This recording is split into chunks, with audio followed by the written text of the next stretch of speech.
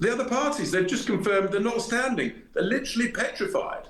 And, you've got a Labour government that tried to cancel local elections for 5 million people earlier this year. A government that's now changing the rules every week on donations. They've just changed the voting system in the Manchester mayoral election, all of which is designed to prevent Reform from winning.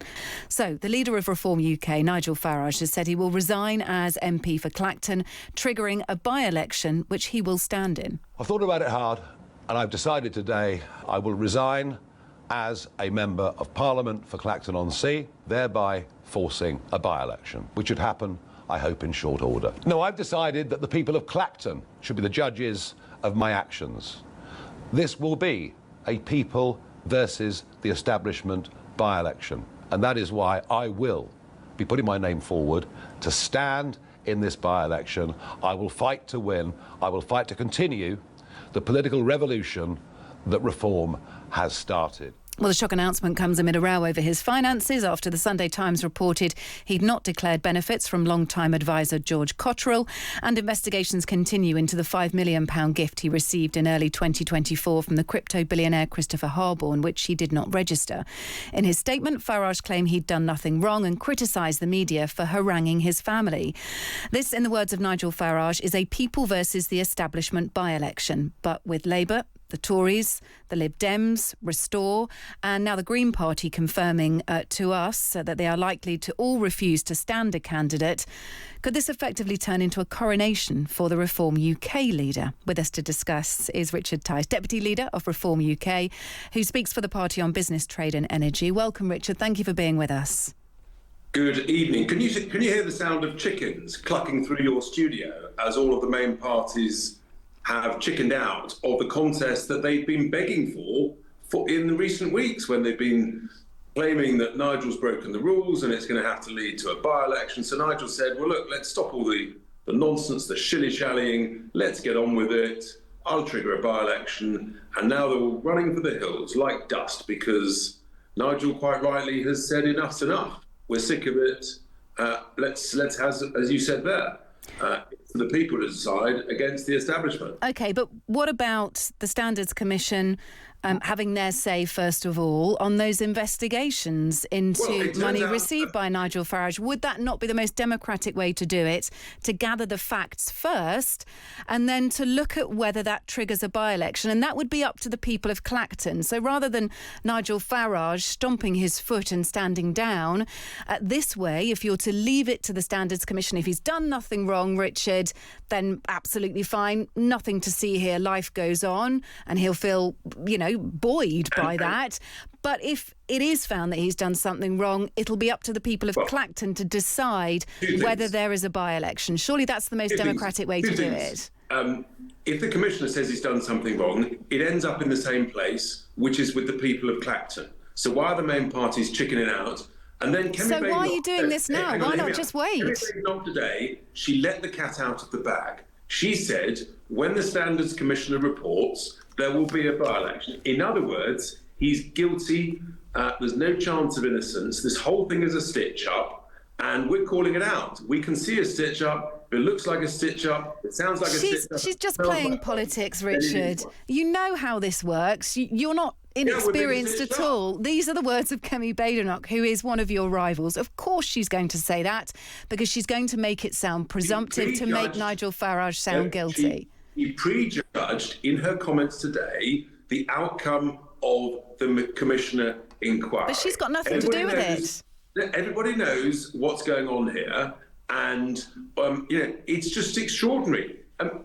Nigel is absolutely clear, as we are, based on the advice, that he has done everything correctly. Now, if the Commissioner advises otherwise, you end up with a by-election. We said, fine, bring it on. Let's have a by-election. But, no, all of a sudden, they're petrified. They actually suddenly don't like democracy when it might work against them. A bit like the Prime Minister Andy Burnham. Sorry, Richard, who is petrified? The other parties, they've just confirmed they're not standing. They're literally petrified. And you've got a Labour government that tried to cancel local elections for 5 million people earlier this year. A government that's now changing the rules every week on donations, that just changed the voting system in the Manchester mayoral election, all of which is designed to prevent reform from winning.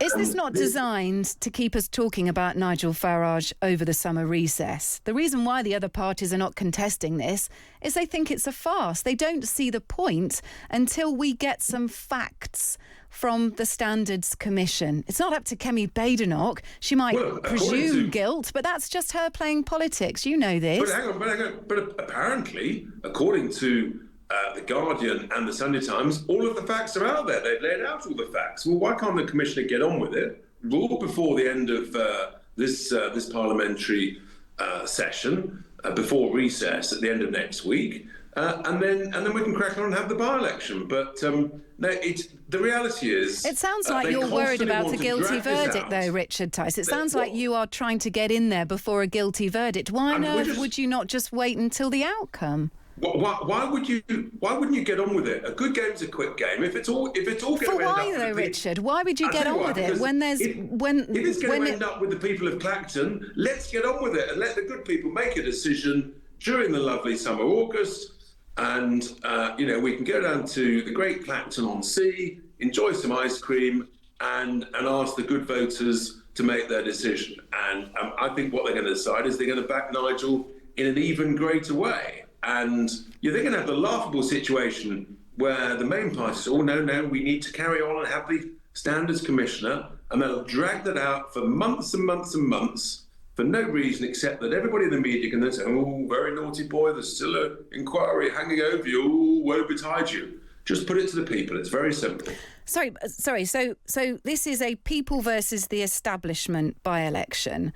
But the issue is the only people who are talking for everyone else, the only people having their say are the 75,000 odd people living in Clacton. How is that a people versus the establishment? They have already voted for Nigel Farage. He is already their MP. How is this a people versus the established by-election when the only people talking are 75,000 of them?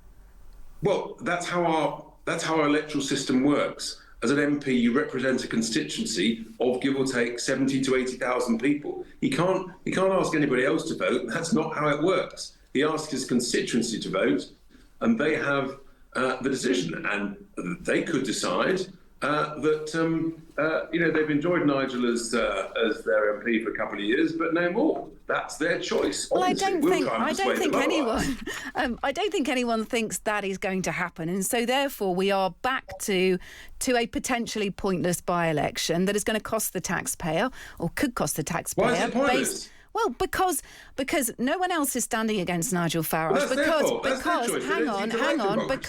Because they want to wait for the Parliamentary Standards Commission to make a decision over those gifts/donations given to Nigel Farage. They want the facts first. And so I want to know why Nigel Farage is trying to jump in there before the facts are established. Surely that's silly. Surely that's pointless. Well, the facts are established. I mean, £5 million was given as £5 million was given as a personal gift. What else do you need to know?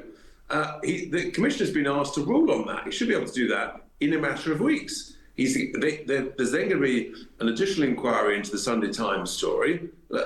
This is just designed to hang this over. That's what over Nigel and reform. That's what this is designed to do.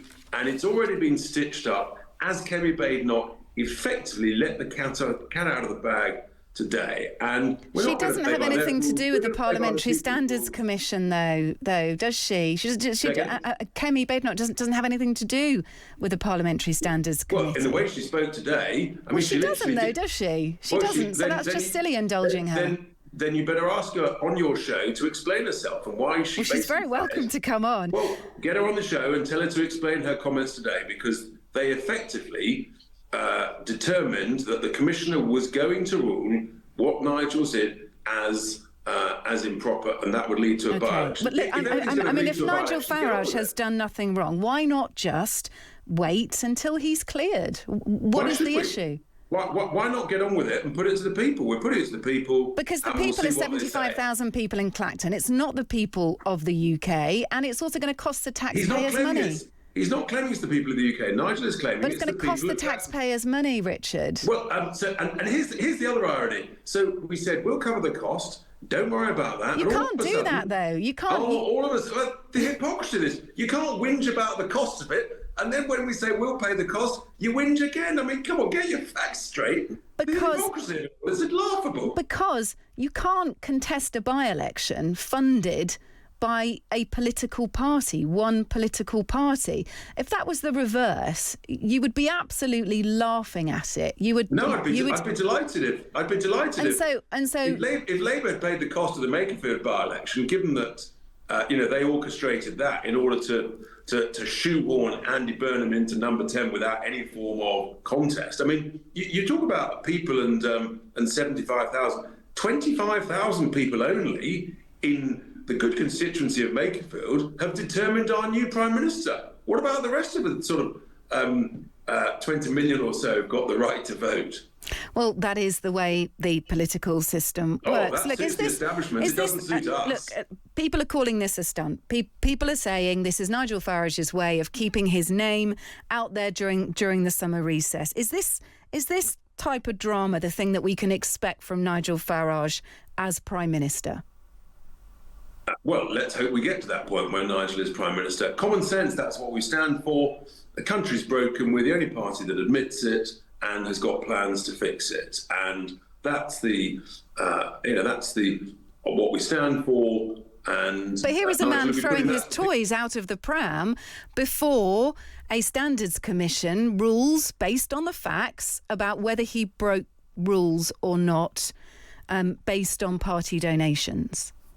I think what Nigel quite rightly is doing is says, I'm going to trust the good people of Clacton. They're my constituents. I'm going to take this to them. I'm not going to allow a stitch-up by the establishment to hang over me for months and months and months. Bring it on. And if the other parties have the courage of their convictions, if they want a by-election so desperately that they seem to want, then don't be chickens, don't be cowards, bring it on. But how are constituents going to know whether Nigel Farage broke the rules or not? Well, they can read the newspapers like anybody else, and they can hear all of the good media shows like your own, and make their judgments. That's sort of how news and democracy works. How anti-establishment is Nigel Farage? That's what he says. It's people versus the establishment. How anti-establishment is he really? We are an entrepreneurial political start-up as a political party. What about... We're growing fast, and Nigel's always been... He's always been a challenger from the outside who has challenged the narrative, whether it be around the benefits of but he the calls European himself Union, anti-establishment. whether it be around the benefits of immigration, whether it be around the benefits of net stupid zero. He's always challenged the consensus status quo from the Uni Party, who've broken Britain. Nothing works. We're all getting poorer. Our energy bills are going through the roof. Well, he calls himself anti-establishment, doesn't he? And look, I just wonder how anti-establishment he is. He owns 5 properties. He lived in a Georgian townhouse near Buckingham Palace. He was educated at Dulwich College, worked in the city, earned £270,000 for advertising gold bullion. I mean, a lot of that is very establishment-esque. Do you know what that is? It not? That is a very successful business person who's worked incredibly hard and has had some good investments. We'll have all had some bad investments as well. That's the nature of investing. We should celebrate success, celebrate people who do well. And as he said today, quite rightly, actually, we think the majority of people would like this country to be run by successful people who've got a track record of making the right decisions more often than not. When did you learn of Nigel Farage's decision, Richard? Look, it's all been made very quickly. Ultimately, Nigel was considering it over the last few days and made his decision today. And I was incredibly supportive of it. I thought it was the right thing to do. I've got my own personal issues you may or may not have seen.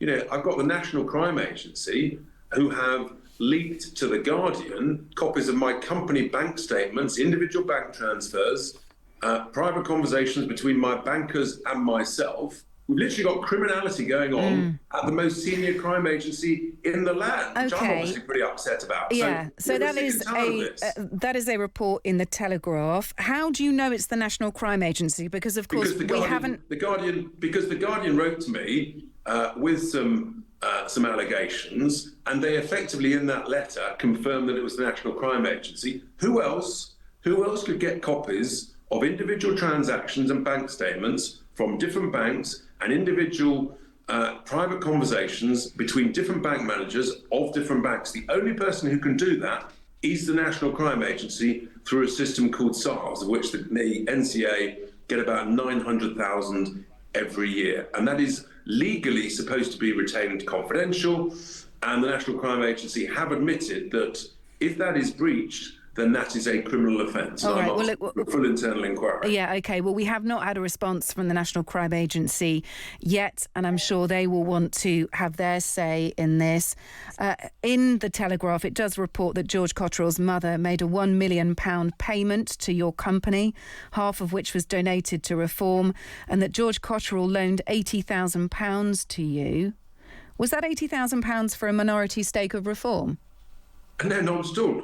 That was a loan for 2 months to one of my property companies. Property companies buy and sell properties. That's what we do. And you borrow money from banks, from lenders. That's normal property transactions. And the idea that the Guardian, first of all, should sort of try and infer that that's improper, and then think that they can use illegally obtained conversations and bank statements is nothing short of outrageous. It's literally illegal for them to receive that information from the MCA, and they've got to make their decision whether we publish it, whether they publish it. But this is criminality that has taken place against me, and you'll understand why I'm pretty disgusted by it. Yeah, I mean, look, the Sunday Times has also carried some reporting on you as well, and there is obviously an intense focus on money received by Nigel Farage, as we've discussed, yourself, and look, that is the intense scrutiny that you get when your party is top of the polls and when Nigel Farage, according to the polls, is tipped to be our next Prime Minister, and it is right and proper that this is investigated. Of course, scrutiny, yes, but don't break the law and don't libel us. OK, well, the NCA aren't here to respond to that, but thank you for answering those questions. We do appreciate it. Richard Tice, Deputy Leader for Reform UK, thank you for being with us.